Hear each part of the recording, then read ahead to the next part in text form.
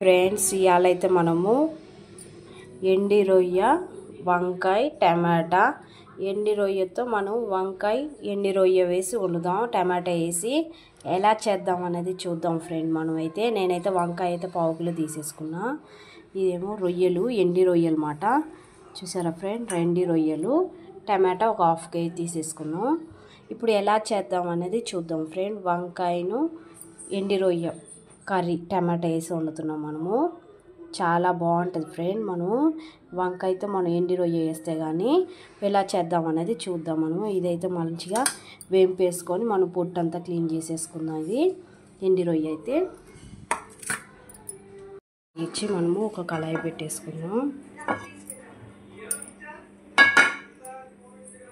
కళాయి పెట్టేసుకొని ఈ రెండు రొయ్య అయితే దీంట్లో వేసేసుకొని మంచిగా వేంపేసుకున్నాం మంచిగా వేపేసుకొని మనం ఒక ప్లేట్లో తీసేసుకున్నాం ఇప్పుడు ఇవి తీసి క్లీనింగ్ చేసుకుందాం మనము ఇట్లా వేంపేసుకొని మంచిగా ఎర్రగా వచ్చేదాకా వేపుకోవాలా అప్పుడు మనకి ఈజీగా వచ్చేస్తుంది అన్నమాట దాంట్లో ఉన్న టేస్ట్ అంతా పొట్టంతా వచ్చేస్తుంది మనకి నీళ్ళల్లో నానేసుకోవాలా వేయించేసుకున్నాం ఇప్పుడు ఇవి ప్లేట్లో తీసేసుకున్నాం మనం ఒక గిన్నెలోకి అయితే తీసేసుకున్నాను నేను ఎండి రొయ్య ఇప్పుడు ఇవి క్లీనింగ్ చేసుకున్నాం వాటర్ తీసుకున్నాం ఫ్రెండ్ మనము ఈ ఎండి రొయ్య అయితే మంచి క్లీనింగ్ చేసుకున్నా చూసారా ఎంత వేస్తే కొంచెమే అవుతుంది మనకి క్లీనింగ్ పుట్టంతా పోతుంది అన్నమాట ఇప్పుడు మనము ఈ వాటర్లో కొంచెం పసుపు వేసుకుందాం అండి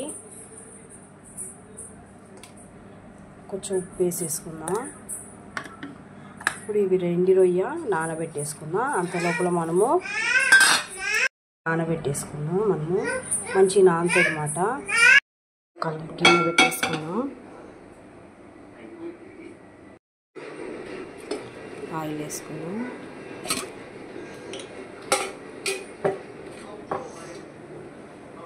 జీలకర్ర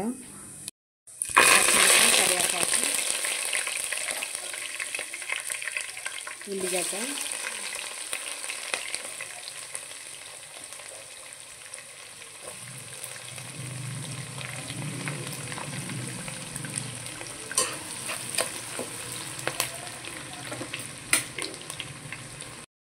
మంచిగా ఉల్లిగడ్డ అయితే మంచిగా ఎర్రగా అయింది ఇప్పుడు మనము ఎండి రొయ్య మంచిగా పసుపు వేసి మనము ఉప్పు పసుపు వేసి నానబెట్టేసుకున్నాం మంచిగా నానింది మళ్ళీ 2-3 సార్లు కడుక్కోవాలండి ఇసుకే ఉంటుంది అన్నమాట ఇప్పుడు రొయ్యలు అయితే మంచి ఫ్రెష్గా కడిగి నీళ్ళు లేకుండా పిండేసుకున్నాం మనము ఈ ఎండి రొయ్య కూడా దీంట్లో వేసేసుకున్నాం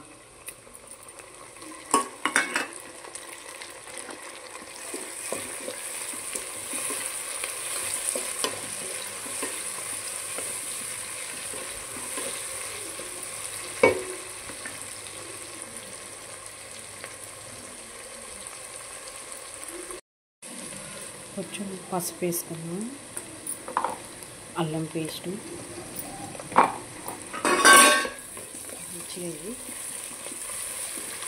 మంచిగా మనకి వాసన నీసు అన్నది వాసన అయిపోయేదాకా ఇలా మంచి ఫ్రై లాగా చేసుకున్నాము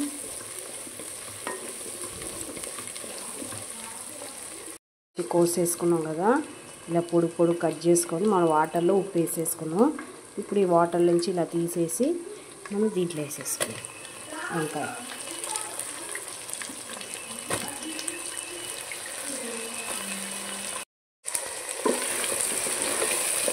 వంకాయ కూడా కొంచెం ఫ్రై అయ్యేదాకా ఇలా వేసేసుకున్నాం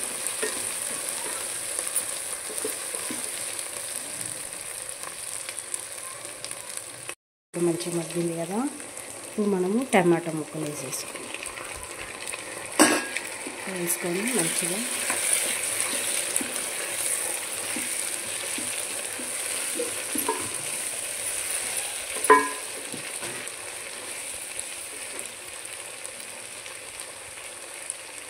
వేసుకున్నప్పుడు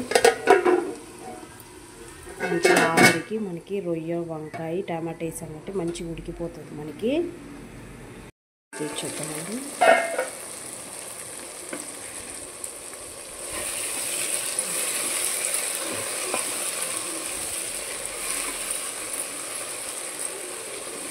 టమాటా అంతా మంచిగా మగ్గుతుంది అన్నమాట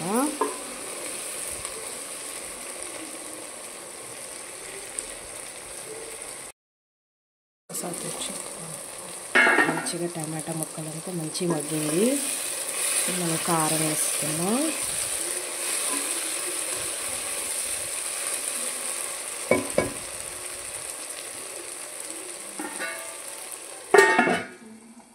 వేసేసుకున్నాం సరిపోగా.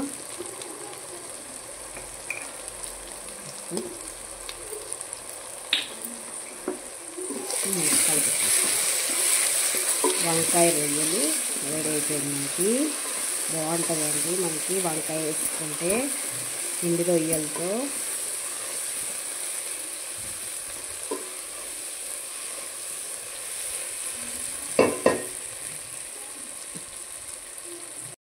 చూడ్డానికి మంచిగా ఉడికిపోయింది మనకి.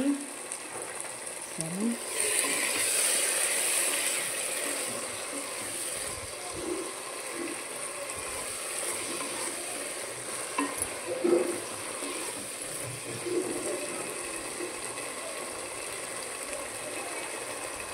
మసాలా వేసుకున్నామండి.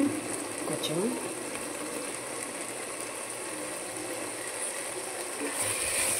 ఎండు రొయ్య వంకాయ కర్రీ రెడీ అయిపోయింది. చాలా బాగుంటుందండి మనకి.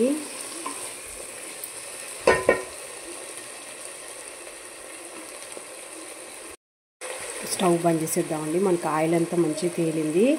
ఎండు రొయ్య వంకాయ కర్రీ రెడీ అయిపోయిందండి. మనకి ఒక గిన్నెలోకి తీసేసుకుందాం. మనమైతే చూసారా, స్మెల్ మామూలుగా రావట్లేదండి. చాలా బాగుంది.